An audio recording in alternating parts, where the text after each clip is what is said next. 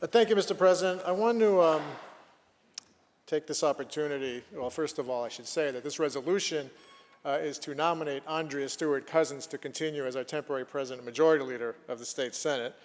It has been a privilege to give this nominating speech in the past and to do so once again today.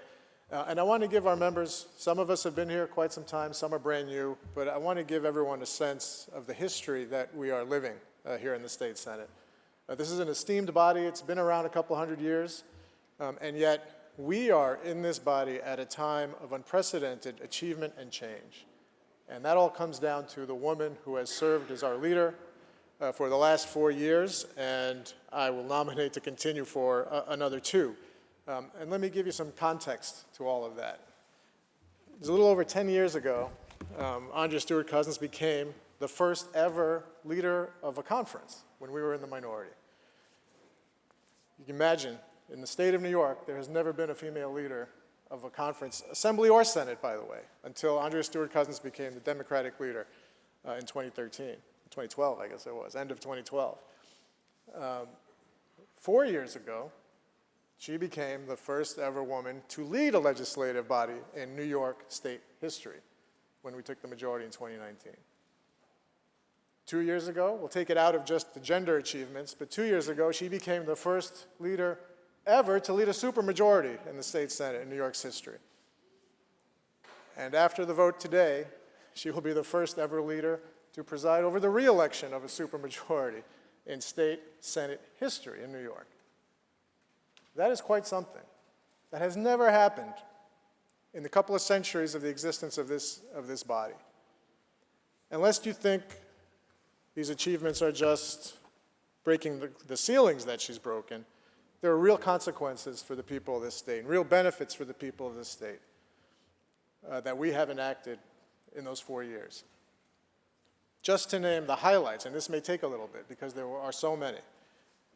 At this critical moment in history, in this critical moment in the national discourse, New York has stood strong and said women in New York will always have the rights that we've come to expect over the last several decades, and we codified Roe v. Wade in New York State.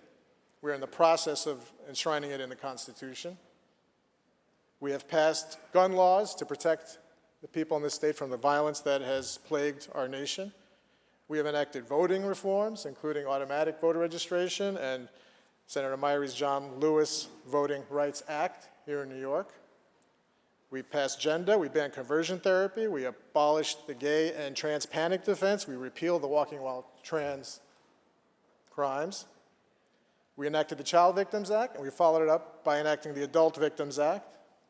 We enacted the DREAM Act. We improved the ethics in this state.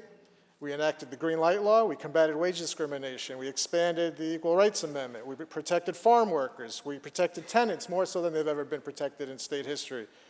Criminal justice reforms. We legalized marijuana. We prevented wage theft. We combated domestic violence and human trafficking under the leadership of this amazing woman to my right.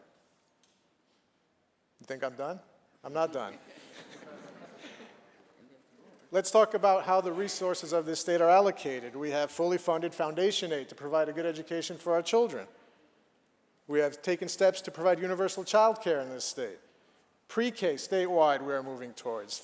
Record funding for SUNY and CUNY in our institutions of higher education.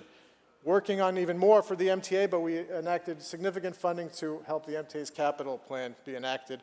And of course, we have record funding for the environment, including through the Bond Act that we have advanced. There's a lot more, but I'm not here to make a speech about all that she has done. She's going to tell us about her vision for this state in her remarks to our body. But I can't tell you what an incredible privilege it is for me, and what I want to impress upon everyone in this room, if I haven't already, is that we should just take a step back. We fight our fights. We get into the politics day to day. We're so in the scrum that sometimes we lose sight of the bigger picture. Decades from now, centuries from now, people will look back and say the state Senate at this point was doing something that had never been done before, and we changed the trajectory of this state as a result. And that is because of the leadership of Andrea Stewart-Cousins. One last point, and then I will advance the nomination, is that upon the conclusion of this term, There will be no Democrat in New York State history that will have served longer as leader of this body. Man, woman, white, black, whatever you have, Andrea Stewart Cousins will be the longest-serving Democrat to ever serve as leader of the state Senate in New York history.